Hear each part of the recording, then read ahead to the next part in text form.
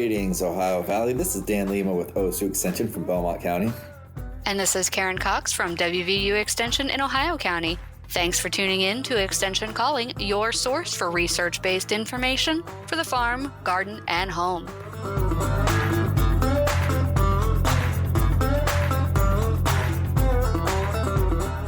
Hello, Karen. Hey, Dan. It is quite cool outside, to be honest with you. Still dry, but cool. Yeah, we've got a little bit of rain, not nearly as much as we need, but these cool nights and that rain hopefully will give our trees that boost they need to get some nice colors out for us. But one of the things that you see a lot in fall, and we're going to talk about fall because the season's ending this year. At least I'm hoping the heat of summer's gone. But one of the things that you're starting to see pop up everywhere is that pumpkin spice, right? But I need to say that from my perspective, the best flavor of fall is apples. Apples are my second favorite fruit. My first favorite fruit, there's no doubt, peaches are just amazing. Like a great peach is its own standard. None of the other greats compete with a great peach. I don't know. I'm a pretty big fan of plums. But the peaches are a summer fruit. And plums are also very, very good. Again, more of an earlier crop. But apples are a fall fruit. There are some summer varieties, but even those are late summer, kind of going into the fall. But you're right. Between the pumpkin spice fruit and apples, pumpkins definitely fall. But apples, there's some summer varieties, but I think the good ones are all in the fall. Well, I mean, I guess good is in the eye of the beholder. You can get a few The best ones. that will be ripe in early June, like your Carolina Red June. They're bred specifically to be an early producer because, like we always say, if you can get to the market earlier or later than other growers, then you can get that bigger share of the market. And so there are some varieties out there designed to bloom early, but yeah, the majority of your fruits are going to be September and October. Yeah, you're right. And it's not just the cooking apples. It's not just your Lodi's that are ready in the. I think a Lodi's is a summer apple, but that's like super early summer apple. That's July. Yeah. And there are some really good August apples out there. Pristine is one of them.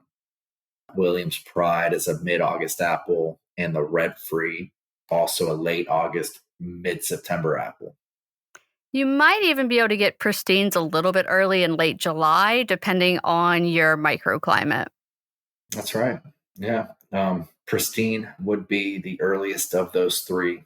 Yeah. According to what I'm looking at here. So yeah, especially this year when it was abnormally hot and it was abnormally warm early. So you may be able to get those later fall apples a little bit earlier this year. But one of the things that we're seeing with our crops is with the heat is poor pollination and smaller fruits just due to that heat. And so it's going to be really hard for some of our farmers to get you those perfect looking, big, beautiful apples. But know that just because they're not perfect looking, that doesn't mean that they're not tasty. But I think it would be interesting to hear from anyone who's growing wine saps or shizukas or mutsus, just because those don't have very good pollen viability, just to see if with the lack of, Jonah Gold's another one, but just to see if the lack of bee interaction really impacted their crops with this heat. So if you're in our listening area and you grew Jonah Golds or Mutsus or Shizukas or wine saps, let me know how you did. And the more mature trees are going to be pretty good in the droughts. They have a pretty deep root, and hopefully they can get enough moisture. But another fall fruit that I think might give us some issues due to lack of rain are pumpkins. I don't know if it's too early to say, but I'd be curious what the pumpkin yield holds for us in the fall. Yeah, I've heard from some people that their pumpkin patches just are really sparse. They didn't get a lot of good leaf coverage, and so they're not nearly as pretty as they normally are, but they do still have pumpkins, Mhm. but they're just not as big the vines most definitely aren't as beautiful as they usually are. So, Yeah, because there was a period where it got really humid. It didn't rain, but it got humid, mhm. and powdery mildew kind of ran rampant for a while, and obviously decreased the yield there. But pumpkins, even though they are somewhat drought tolerant, they're not typically irrigated because they're just so big. Yeah. So it's hard to kind of drip irrigate pumpkins. And now that they're putting on the fruit and the fruit's growing in size, if you're not irrigating them, I don't think there's gonna be too much to them, unfortunately. It's been rough on many people, different facets of agriculture, but the one thing it seems like everybody needs is water, and everyone's affected differently, some more than others. But Yeah, and when you're looking at that powdery mildew problem, apples get powdery mildew too, and sometimes they can impact the crop. So if you're looking to start a new orchard and you're curious about cultivars that are resistant to powdery mildew, the Kearneysville Research Farm has a really great listing of trees that are resistant or susceptible to scab, powdery mildew, cider apple rust, and fire blight.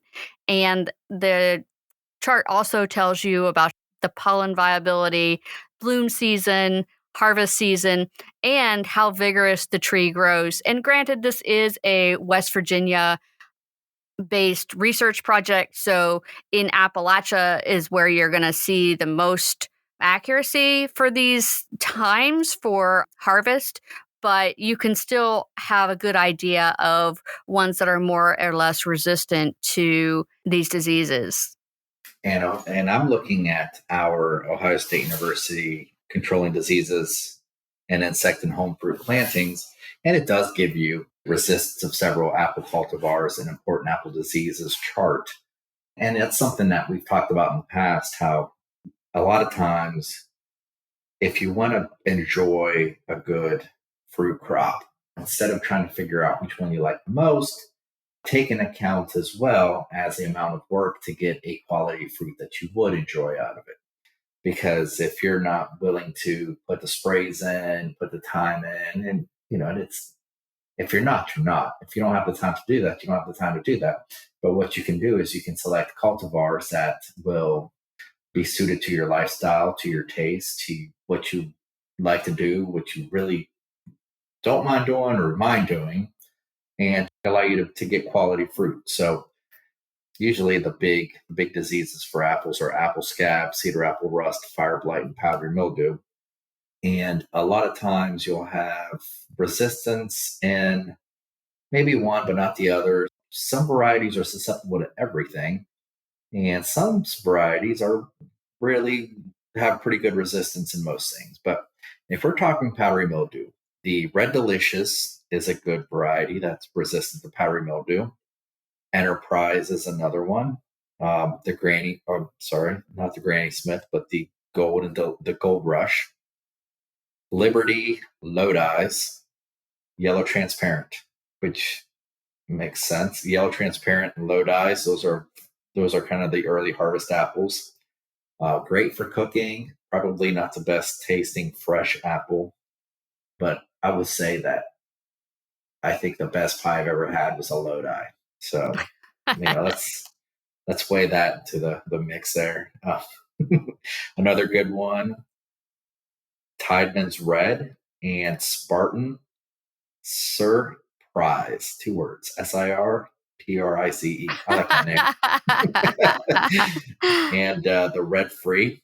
and I'm thinking it's red free of powdery mildew.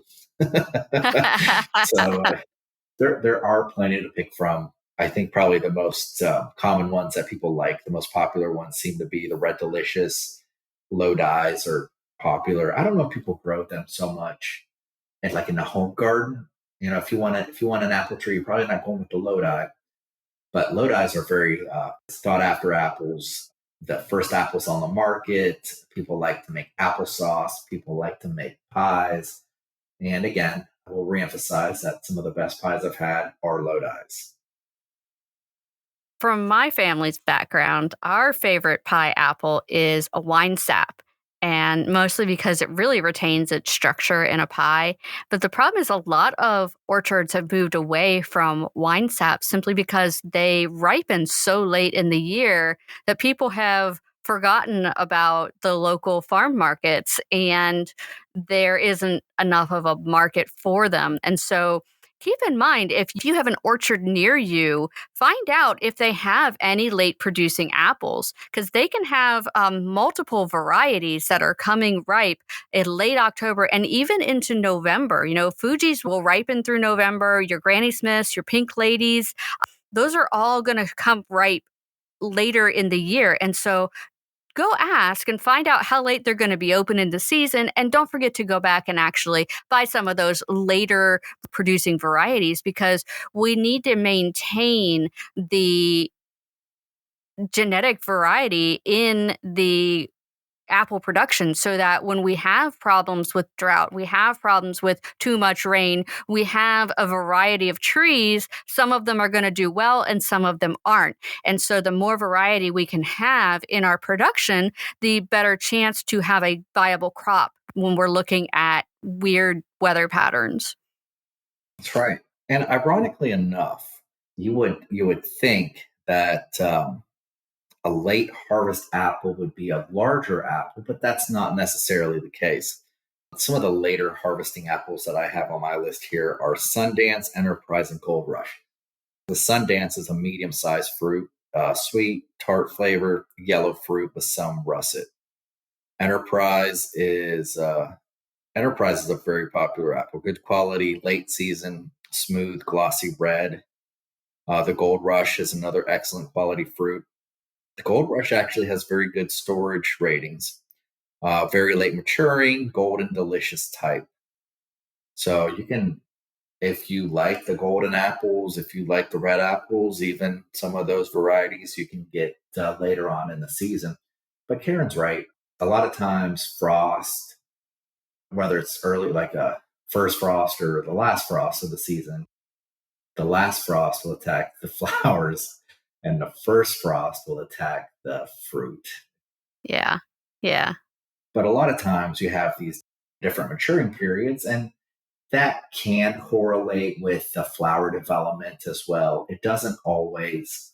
But Karen's right. Keeping all those genetics, having a variety of things will allow you to harvest something with the dynamic nature of weather. I don't know, as far as like a dip that goes into freezing and you get a frost. But just having the genetic variation to of different flowering times, of different maturity times, weather patterns are never the same. You see different crops being successful at different times, depending on what year it is. But you also see different pests being prevalent at different times due to those variations as well, which also makes it important to have variation because what we were talking about earlier, the diseases. So something like powdery mildew resistance, powdery mildew might have a really strong year, might have a weak year, but there's all kinds of diseases out there that affects at different times, and the temperature, the humidity, sometimes the companion insects that might be dependent on a certain number of growing days might make that disease worse than it is. Some other years, let's say, but really having multiple things, having genetic variation, will kind of keep things in check. So at least you'll have something that's successful that works well for you, hopefully that year, or at least isn't as bad. Yeah, and those varieties are also good for Maintaining your cultural heritage. When we look at the apple varieties here in West Virginia, the Golden Delicious and the Grimes Golden were both developed in West Virginia. And so those are, close to home for me. And I do love them. And the Grimes Golden is one that's not as common as the Golden Delicious. Everyone knows what a Golden Delicious is. But the Grimes Golden is an early season producer. You can harvest mid September. It has a moderate vigor, but it has a moderate resistance to a lot of the diseases that we struggle with. And so it's kind of from the Ohio River Valley. It was designed or found, I guess, and produced up in Wellsburg. So pretty close to home for us. Well, for us, but maybe not for everybody in West Virginia, because this is true. if you're down in Lewisburg, Wellsburg is quite a distance. No, but you're right. You're right. Grimes is on my list as well, and I do show some pretty good resistance to fire blight. It actually doesn't have. It's a little incomplete as far as this chart goes. Maybe it's just because different authors have things are made at different times of different people rating things. Sometimes you have different fruits that are available, but the Grimes is a pretty good apple. It definitely shows fire blight resistance in my book here. I don't have too much information on my end about the Grimes apple. Nor do I have information on my favorite apple that's not on here, the Melrose apple. Oh, I do. I actually do have a little bit of information on the Melrose apple. It is a September, October apple. It's probably not the easiest apple to grow. It does have some decent fire blight resistance, but it's got a lot of susceptibility to things like apple scab, and it looks like rust as well. Two other diseases that tend to lower quality and slow down production. And another reason to have variety in your orchard is because apples will not self pollinate. And so you have to have different varieties that bloom at the same time in order to get fruits. So if you were to just plant 2 Melrose apples, you're not going to get any fruit because there's nothing there for the pollen to exchange with. So they need to have another variety around them in order to get that pollination. Right. So buy your neighbor a nice flowering crab apple. or maybe you want to put one on your property, because the funny thing about fruits is that it doesn't matter where the pollen source came from, at least in apples. It is generated from the maternal tissue, so the pollen doesn't affect the apple taste. It's necessary for development, but the genetics that creates the apple itself is of maternal tissue. But it does require outcrossing, like Karen was saying. So you need something different. So having a crab apple is a great way to do that, or just having different varieties of apples will also work. Yeah, as long as they bloom in the same period and they're not the same type of apple, like you can't have a crimson gala pollinate a buckeye gala because they're both galas, right? So you have to make sure that you are putting some variety. And if you have a lot of apples, there's certain spacing requirements within the orchard to make sure that that pollination is going to be effective. And like Dan said, there are crab apples that are really great for pollinating apples, but you do have to pay attention to the bloom time.